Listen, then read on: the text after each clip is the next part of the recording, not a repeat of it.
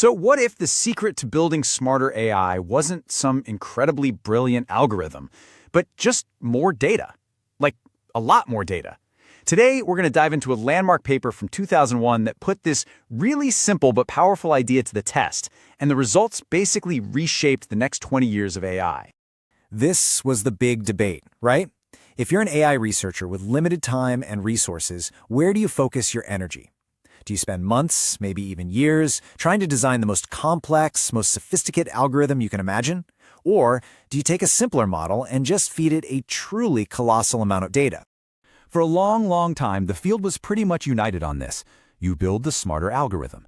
The thinking was that true intelligence had to come from elegant logic, something that could pull deep insights from the relatively small datasets they were working with, which were usually around 1 million words back then. But then 2 researchers at Microsoft, Michele Banko and Brill, decided to challenge that whole idea. They designed this incredibly bold, almost brute force experiment to see what would happen if you just focused completely on the other side of the equation, the data. Now, to test their idea, they needed a really clean, measurable problem. They chose something called confusion set disambiguation. It sounds complicated, but it just means teaching a computer to pick the right word from a set of words that people mix up all the time. You know, like telling the difference between then and then. It's a really simple, clear-cut task, which made it the perfect little laboratory for their experiment. And this is where their experiment just went in a totally radical direction. While a typical data set at the time had about 1 million words, Banko and Brill got their hands on a corpus of 1 billion words of English text. And to put that in perspective, we're not talking about a small increase here. This was a 1,000-fold leap in scale. They were pushing way beyond what anyone else was doing, straight into uncharted territory. So they took 4 different algorithms, from really simple to pretty complex, and trained them on this massive data set. And the results? Well, they were absolutely stunning. Just look at these learning curves. For every single algorithm, performance just keeps on climbing. Even way out at 1 billion words, not a single one of them has plateaued. The message couldn't be clearer. More data just kept making things better. This finding sent like a seismic shock through the AI community. The idea that performance could just keep getting better and better with more data, with seemingly no limit in sight, well, that had some pretty profound implications. So let's unpack what this really meant for the field. Well, for one thing, it suggested that the specific algorithm you used might be way less important than everyone thought. For instance, one of their models was a very simple memory-based learner. You can think of it as a system that doesn't learn abstract rules. It just memorizes every single example it's ever seen. On small data sets, it was by far the worst performer. But as the data grew, its huge memory let it catch up and even start to compete with the much fancier algorithms. Data was the great equalizer. And this observation led them to a conclusion that was a direct challenge to the field's priorities. This quote from their paper says it all, really. It forced everyone to rethink whether their time and money was better spent cooking up new algorithms or just getting more data. This led them to another really interesting test. A common trick in machine learning is to take a committee of different models and have them all vote on the right answer. It's called ensembling, and it usually improves accuracy. So they decided to see if that old trick still held up at this massive new scale. And again, the results were totally counterintuitive. As this chart shows, on small datasets, voting helped, just like you'd expect.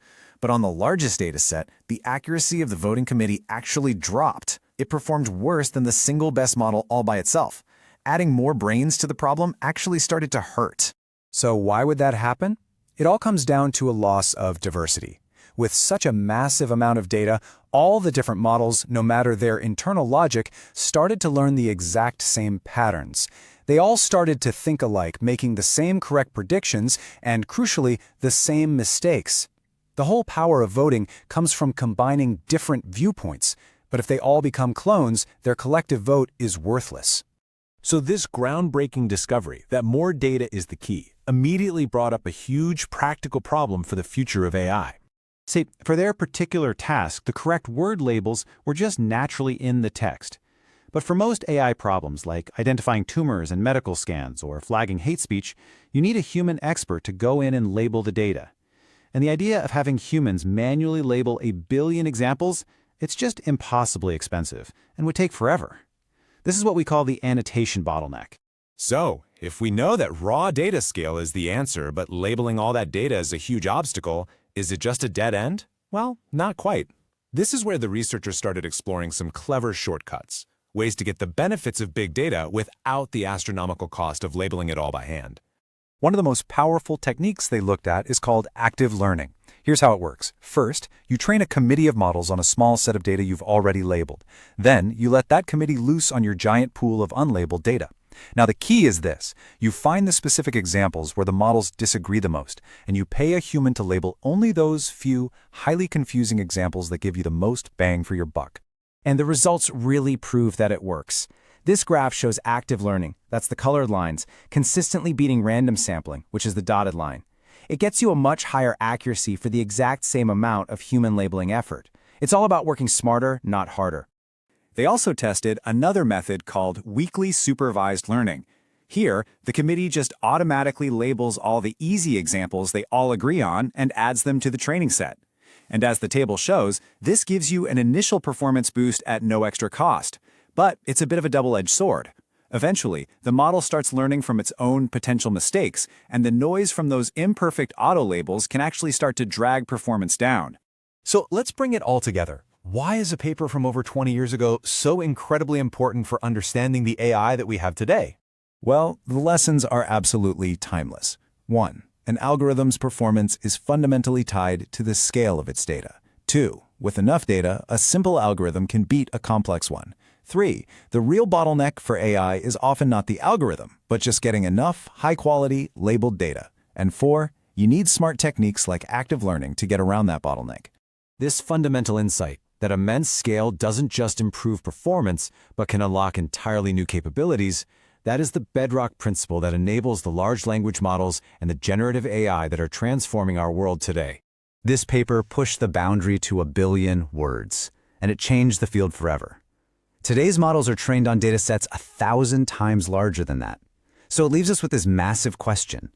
If 1 billion words was a revolution, what new, unimaginable abilities will emerge as we scale up to 1 trillion words? And even beyond, what are the ultimate limits of data? Thanks for watching.